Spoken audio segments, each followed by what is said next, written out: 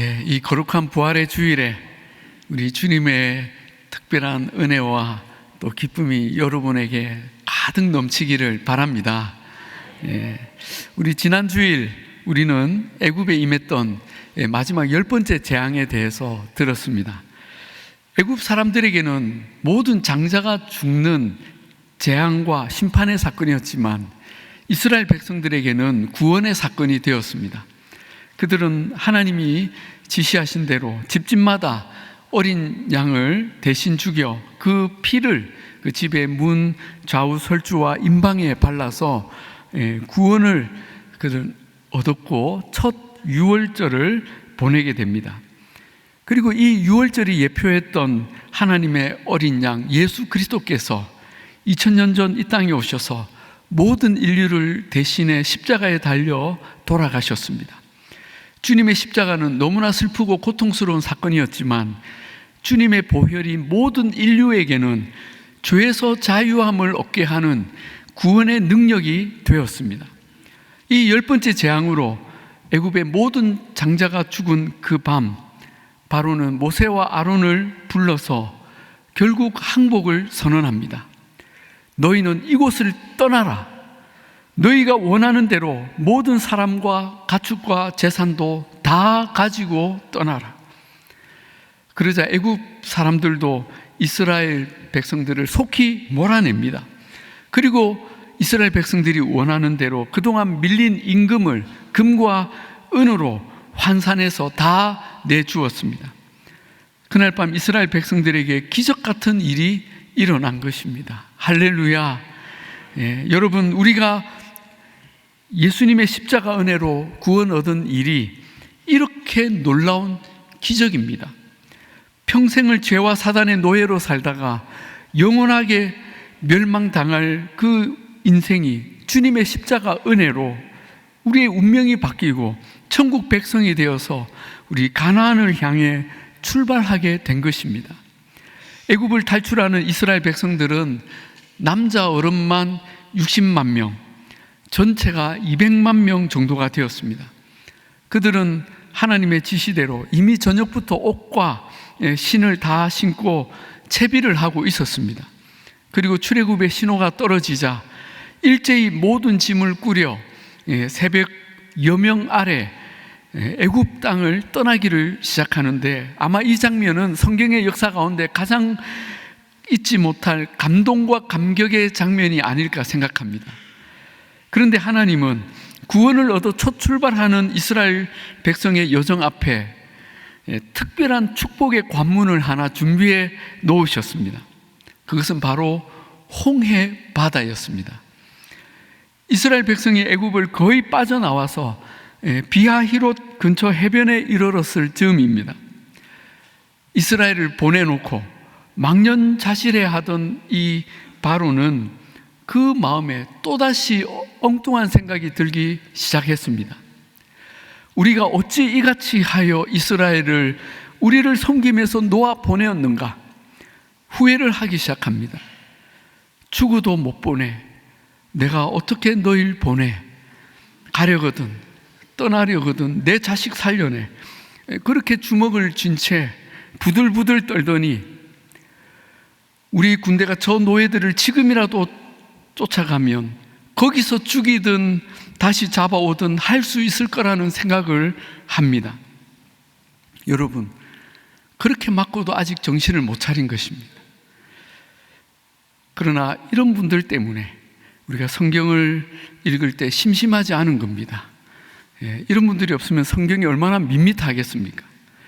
바로는 오늘날의 이 전차 부대에 해당하는 특별 병거 600대를 앞세우고 또 애굽의 모든 병거와 군 지휘관들을 총 출동시켜서 이스라엘 백성들을 쫓아가게 합니다.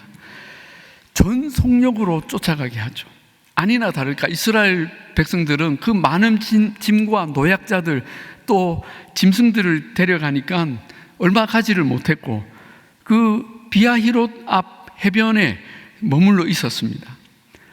그런데 애국 군대가 추격해 온다는 사실을 이스라엘 백성들이 보게 되자 그들은 큰 혼란에 빠지게 됩니다.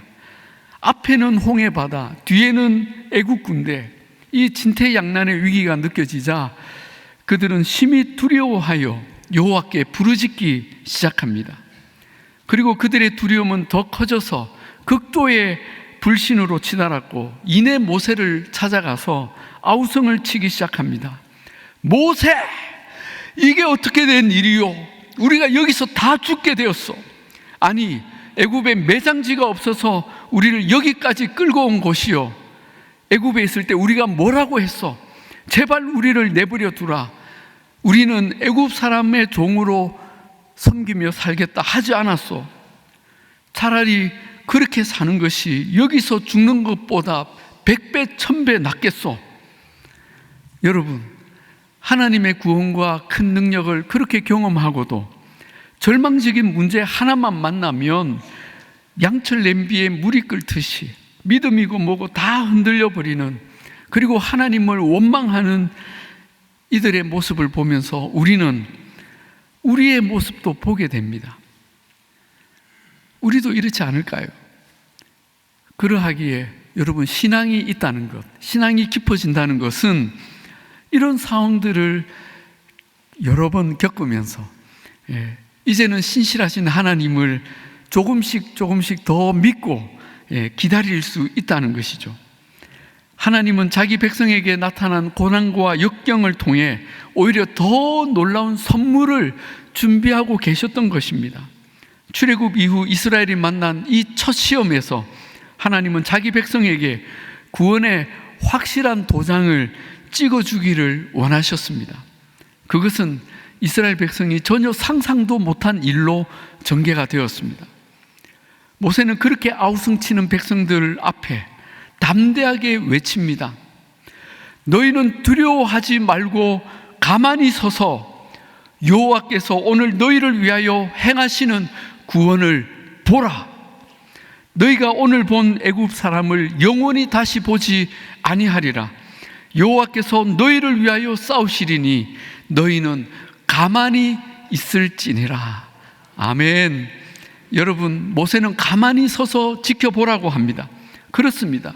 우리가 믿음의 길에서 도무지 감당할 수 없는 일을 만날 때, 그래서 하늘이 무너지는 것 같고 절망과 흥분으로 우리는 요동할 수밖에 없지만, 그럴 때일수록 우리는 믿음을 총동원해서 다리에 힘을 주고 잠잠하여서 과연 하나님이 이 문제 가운데 어떻게 역사하시는지 우리는 바라보고 더욱 주님을 신뢰해야 할 것입니다.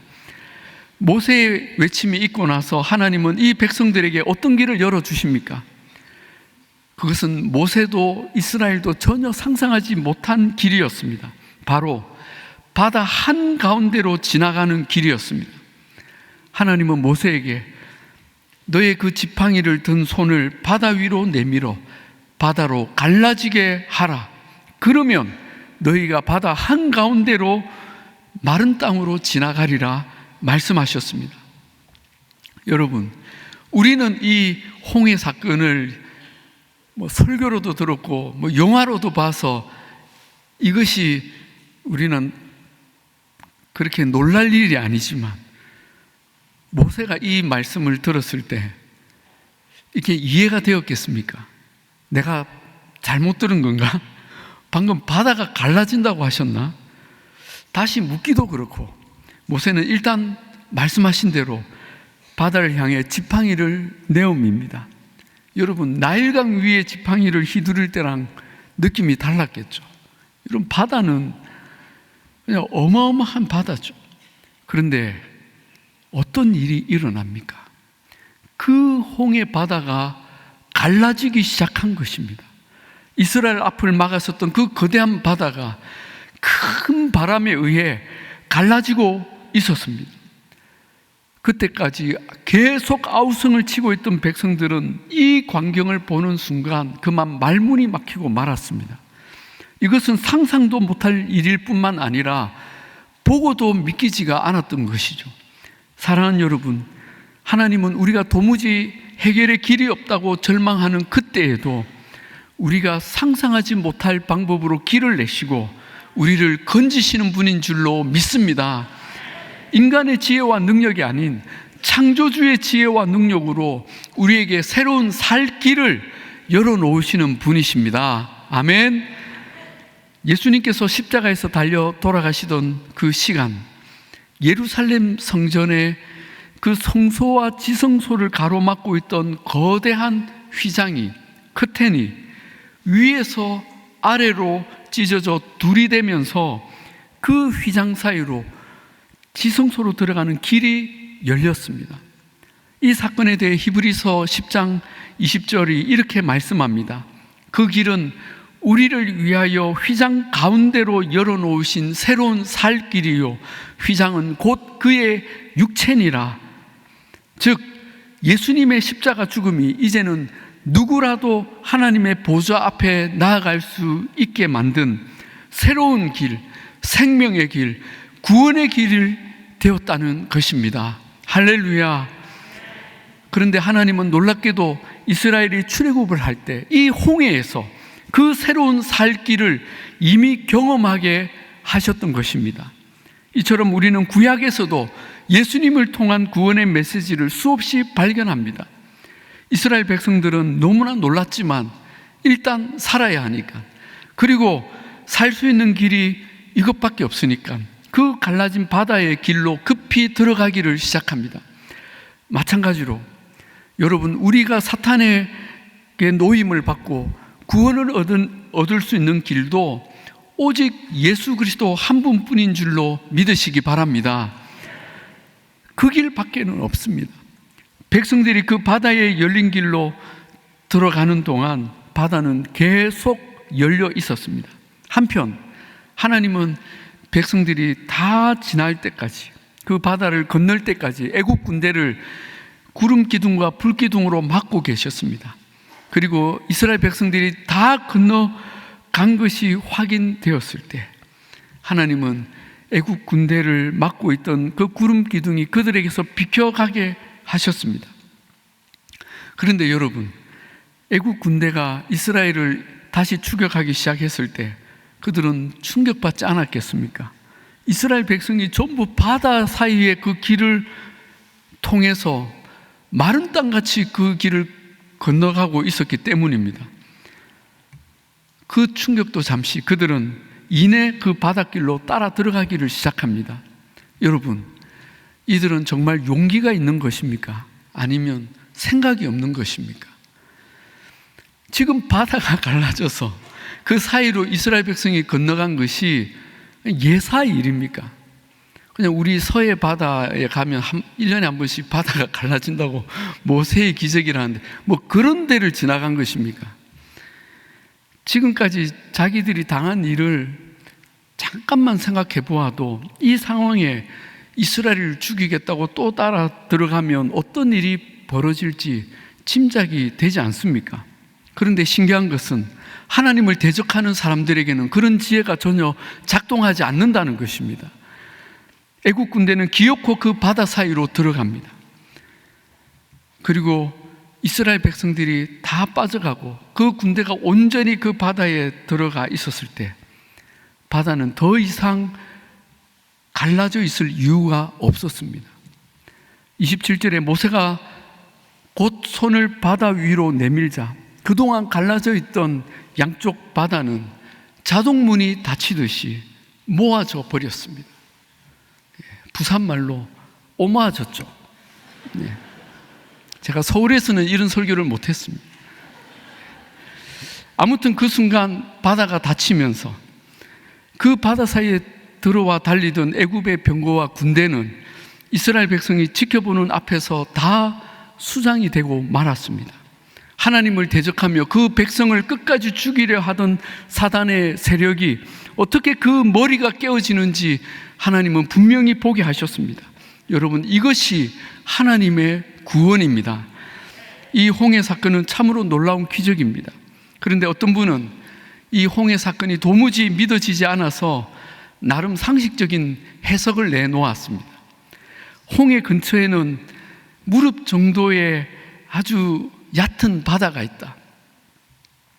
그런데 그것을 갈대 바다라고 부르는데 이스라엘은 거기를 홍해로 알고 건너갔던 것이 분명하다. 하면서 이 기적을 이성으로 설명하려고 한 것이죠. 여러분, 이런 분들이 꼭 있죠. 예수님의 부활도 도무지 믿어지지 않는다면서, 예수님은 정말 부활하신 것이 아니고 잠시 기절했다가 돌무덤 안에 들어가서 그 서늘하게 누워있다가 회복이 되어서 깨어났다고 하거나, 믿는 자들의 마음속에 예수님은 영원히 살아계시는 정신적 부활을 했다고 하며 정신통일을 하는 분들이 많이 있습니다. 그러나 여러분, 그렇게 하나님의 기적을 다 배제하고 인간의 이성과 상식으로 성경을 믿으려고 하면 더 많은 문제가 생깁니다.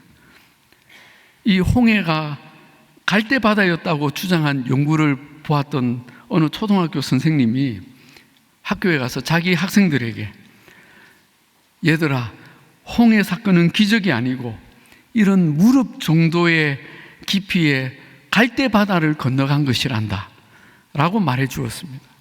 그러자 듣고 있던 한 학생이 즉시 손을 들고 흥분하면서 말했습니다. 선생님, 그렇다면 하나님은 정말 위대하신 분이십니다. 그렇게 얕은 바다에 애국 군대를 전부 수장시켰으니 말이에요. 그렇지 않겠습니까? 여러분, 한번 저를 따라 하십시다. 믿는 것이 더 쉽다. 예, 믿는 것이 훨씬 더 쉽습니다. 그리고 이 일은 하나님의 백성들에게 완전한 승리와 구원의 확실한 표징이 되었습니다. 이제 이스라엘은 돌아갈 수 없는 바다를 걷는 것이죠. 이제 애굽으로 돌아갈 수 없고 애굽이 이스라엘을 돌이킬 수도 없었습니다. 우리의 구원이 바로 이와 같은 줄로 믿으시기 바랍니다. 한편 이 홍해의 사건은 신학적으로 우리의 구원에서 중요한 의미를 보여줍니다. 그것은 바로 부활의 세례입니다. 한번 따라 하실까요? 부활의 세례. 무슨 의미냐면, 이스라엘 백성들이 애굽을 나와서 홍해를 건너고 광야를 지나서 마침내 가나안 땅에 들어가는 이 여정을 신학적으로 성도의 신앙 여정에 비유를 합니다. 즉, 죄의 종에서 구원을 받고 믿음의 여정길을 다 지난 후에 마침내 하나님 나라에 들어가는 것이죠. 그랬을 때 이 홍해 사건은 우리의 구원 여정에서 세례에 해당하는 사건입니다. 이 홍해가 세례라는 것이죠. 여러분 아시겠지만 원래 세례는 침례로 행해지죠. 사람을 물속에 넣었다가 건져내는 의식입니다. 우리 교회는 물을 머리에 뿌리는 것으로 세례식을 행하지만 그 의미는 다르지 않습니다. 즉, 이 세례를 통해 나의 옛사람은 예수님과 함께 죽었고 예수님과 함께 나는 다시 부활하여서 그리스도의 새 사람으로 새롭게 살게 되는 그 죽음과 부활을 경험하는 것입니다. 이것이 세례입니다. 로마서 6장 3절 5절에서 말씀합니다. 무릇 그리스도와 합하여 세례를 받은 우리는 그의 죽으심과 합하여 세례를 받은 줄을 알지 못하느냐. 만일 우리가 그의 죽으심과 같은 모양으로 연합한 자가 되었으면 또한 그의 부활과 같은 모양으로 연합한 자도 되리라. 아멘. 우리는 오늘 예수님의 부활을 기념하는 이 부활주의를 지킵니다. 여러분, 우리가 왜 부활절마다 기쁨과 감사와 찬양으로 이 특별한 예배를 드리는 것입니까? 그 이유를 우리는 이 출애굽기의 홍해 사건에서 더욱 분명하게 배우게 됩니다. 예수님의 부활은 그분을 믿고 따르기 시작한 우리 모두에게 구원을 확증하고 영원한 천국을 소망하게 한 새 생명의 사건이 되었기 때문입니다. 예수님의 부활은 우리의 과거의 모든 죄와 옛사람에 대하여 죽고 예수 그리스도와 함께 다시 살아서 영원한 하나님 나라로 그 대장정을 가능하게 한 첫걸음이 되었기 때문입니다. 이것이 부활의 세례인 것이죠.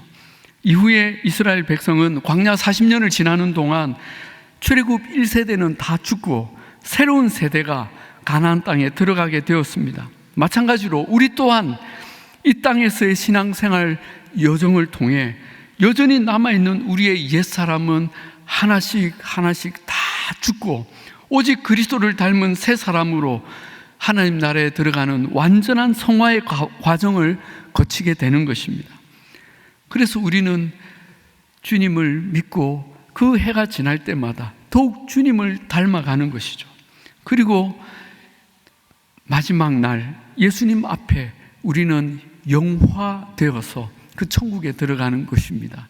이 놀라운 믿음의 여정을 시작하게 하신 우리 주님의 십자가와 부활을 확실히 믿고 늘 감사하며 마침내 영원한 천국에 입성하시는 복된 저와 여러분이 다 되시기를 우리 주님의 이름으로 축복합니다.